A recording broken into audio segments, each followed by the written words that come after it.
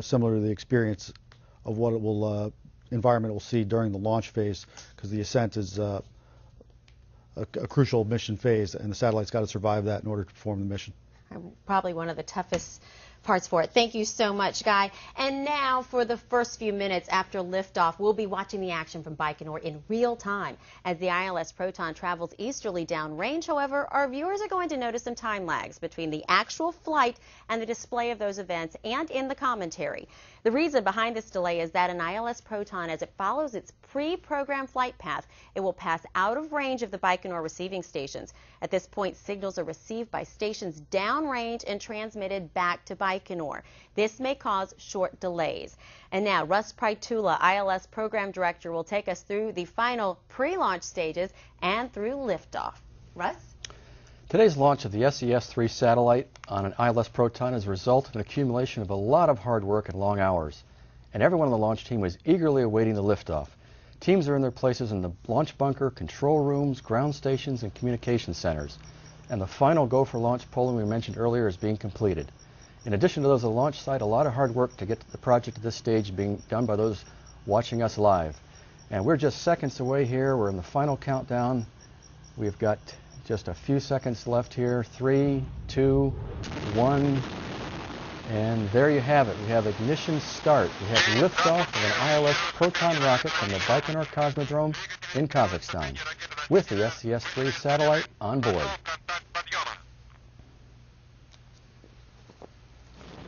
At about 10 seconds after liftoff, the rocket does a roll maneuver and will soon experience maximum dynamic pressure, or max Q. Max Q is the maximum aerodynamic load on the vehicle. It corresponds to about Mach 1.6 and occurs at 1 minute, 2 seconds after liftoff.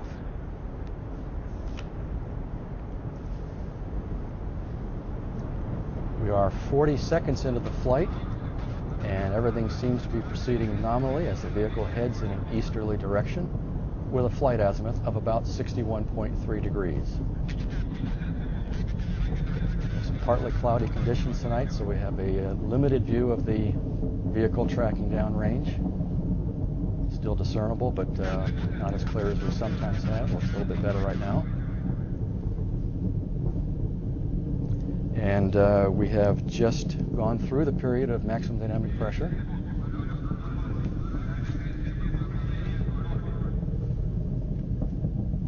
One minute and 20 seconds in the flight. Still enjoying a pretty good view as it heads downrange from the Cosmodrome.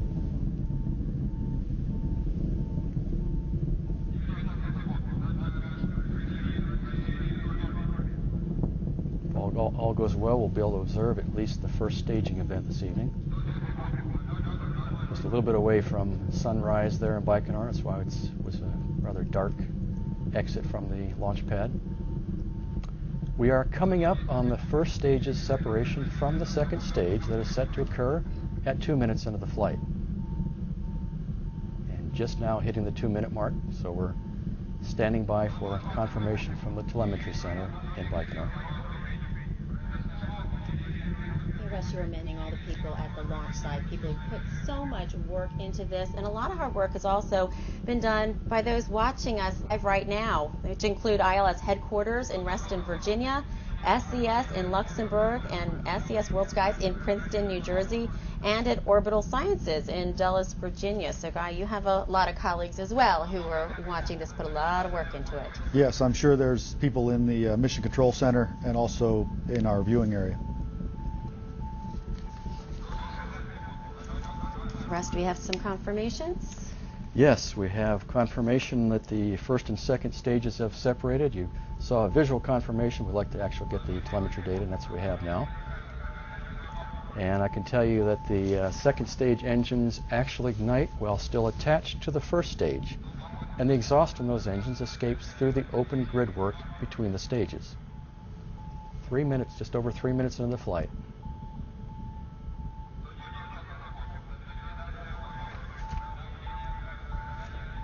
It looks like we have a signal of a good ignition on all 4 second stage engines. They will burn for a total of about 3 minutes and 26 seconds.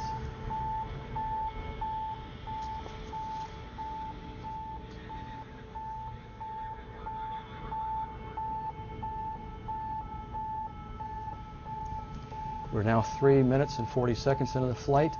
The next key mission milestone will be stage 2-3 separation at L plus 5 minutes and 26 seconds.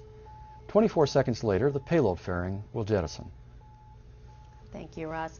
The SES-3 satellite is the third satellite in SES's multi-satellite procurement with Orbital Sciences. Let's learn more about Orbital Sciences Corporation and the SES-3 satellite.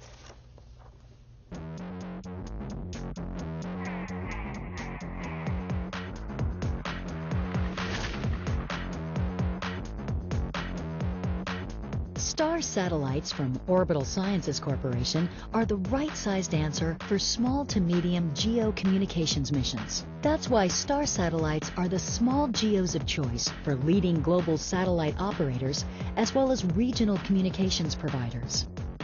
STAR satellites are advanced 3,000 kilogram class spacecraft ideally suited for a variety of FSS, VSS, DTH, and MSS applications. The baseline STAR design provides up to 5 kilowatts of payload power and supports a variety of antenna configurations. And with the new higher power STAR 2.7 design, payload power of up to 7.5 kilowatts is available. Both designs support a wide variety of payload options, including C, Ku, Ka, L, and S bands. STAR satellites are based on a simple, modular, and robust design, using flight-proven components and subsystems. Comprehensive pre-flight testing and simple, reliable systems ensure robust service over their 15-year mission life. STAR satellites offer significant economic value to customers as well. The STAR bus provides more payload power for each kilogram of launch mass than any satellite in its class. Additionally, STAR's low launch mass results in lower launch costs and a broad range of launch vehicle options. And with one of the industry's best delivery records, customers can depend on Orbital to provide reliable, on-schedule performance. Orbital STAR satellites are backed by total end-to-end support for the life of the system.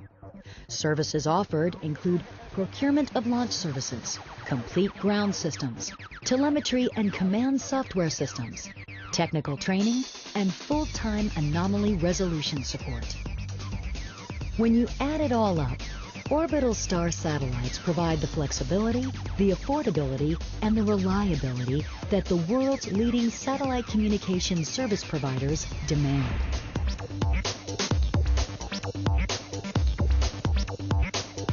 Orbital. Innovation you can count on. Well, during that last video, we fortunately did receive the confirmation of the second and third stage separation, as well as the payload fairing jettison.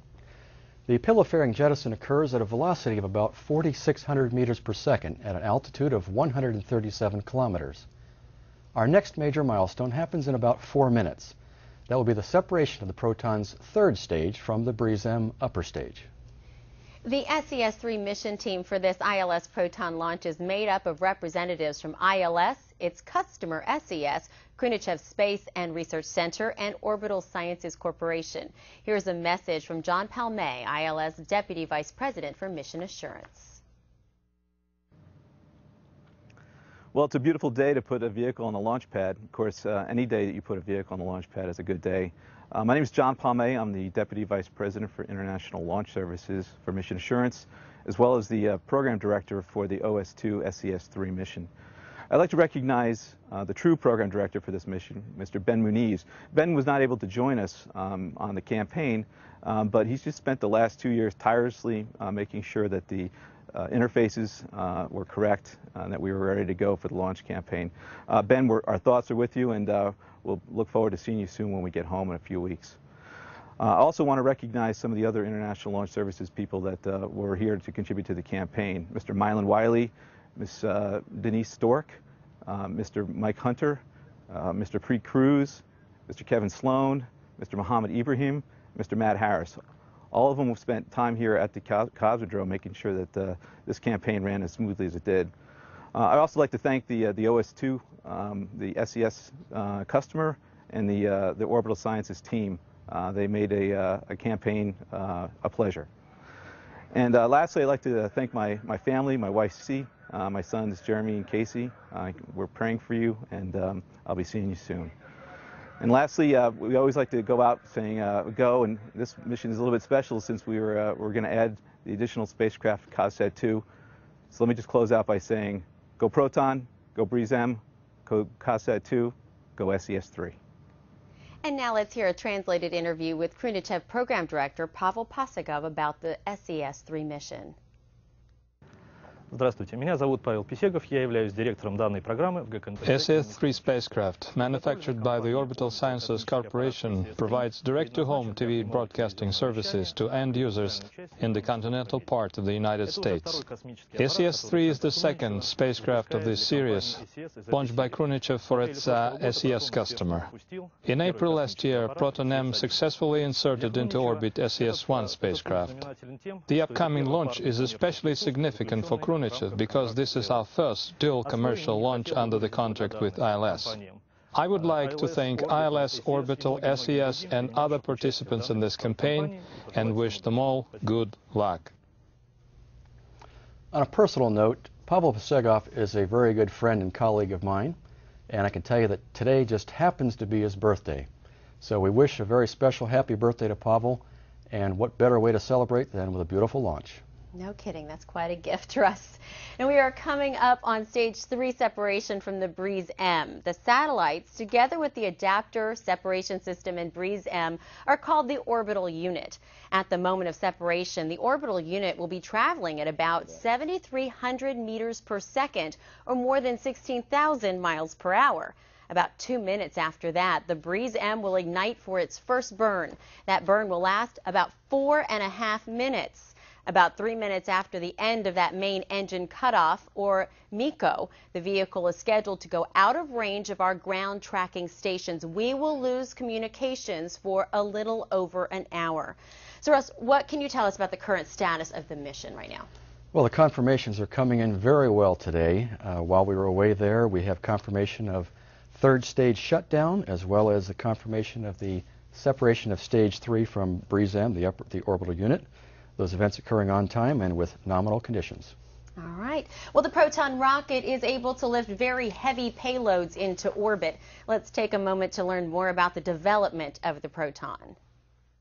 The Proton launch vehicle is the backbone of the Russian space industry with a long and significant history. Here are some quick facts. The Proton is the largest and most powerful Russian launch vehicle in operation. It has been launched more than 350 times since the mid-1960s. Khrunichev Research and Production Space Center, the majority owner of ILS, is one of the pillars of the Russian aerospace industry and manufactures both the Proton rocket and the Breeze M upper stage. While the first Proton mission was in July of 1965, the first commercial Proton launch took place almost 30 years later in April of 1996. The UR-500 vehicle's first 3 payloads were spacecraft called Proton 1, 2, and 3, and subsequently, the launcher was named after its original payload. Khrunichev manages federal launch missions while ILS offers the Proton for commercial satellite launches. There are about 7 to 8 commercial missions a year and 3 to 5 federal missions, launching at a rate of about 1 per month. And now we have a blog entry written by a part of the ILS launch team, and it reads, in addition, as part of ILS's effort to provide customers a more flexible launch manifest with a second spacecraft processing facility, an additional hotel has been completely renovated and refurbished to permit the concurrent housing of a second campaign team. Last night, ILS and SES had the opportunity to tour the completed hotel named Cosmos with representatives from Khrunichev. The group was able to tour the entire hotel, which includes a dining hall, TV family room, a sauna, a plunge pool, relaxation room for the sauna and plunge pool, laundry room, and an exercise room. Tour participants were quite impressed and were able to express their appreciation to Khrunichev for their hard work during construction the past year and a half. All right, the mission is continuing very well. As it follows its pre-programmed flight path, it will pass out of range of the Baikonur receiving stations. At this point, signals are received by stations downrange and transmitted back to Baikonur. This may cause short delays. And now, Russ Prytula, ILS Program Director, will take us through the final pre-launch stages and through liftoff. Russ? Today's launch of the SES-3 satellite on an ILS Proton is a result of an accumulation of a lot of hard work and long hours. And everyone on the launch team was eagerly awaiting the liftoff. Teams are in their places in the launch bunker, control rooms, azimuth of about 61.3 degrees. Some partly cloudy conditions tonight, so we have a limited view of the vehicle tracking downrange. Still discernible, but not as clear as we sometimes have. Looks a little bit better right now. And we have just gone through the period of maximum dynamic pressure.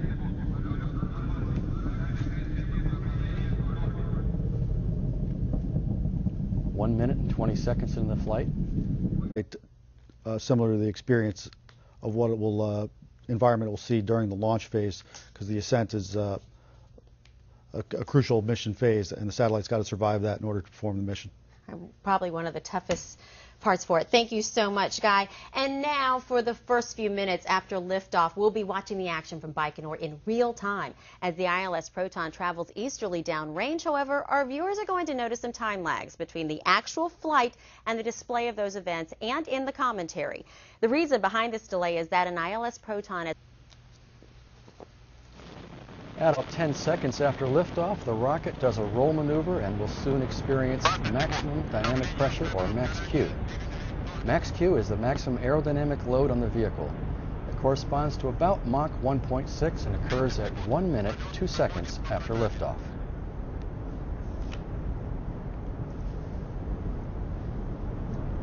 We are 40 seconds into the flight, and everything seems to be proceeding nominally as the vehicle heads in an easterly direction with a flight ground stations and communication centers. And the final go for launch polling we mentioned earlier is being completed. In addition to those at the launch site, a lot of hard work to get the project at this stage being done by those watching us live. And we're just seconds away here. We're in the final countdown. We've got just a few seconds left here. 3, 2, 1. And there you have it. We have ignition start. We have liftoff of an ILS Proton rocket from the Baikonur Cosmodrome in Kazakhstan with the SES-3 satellite on board.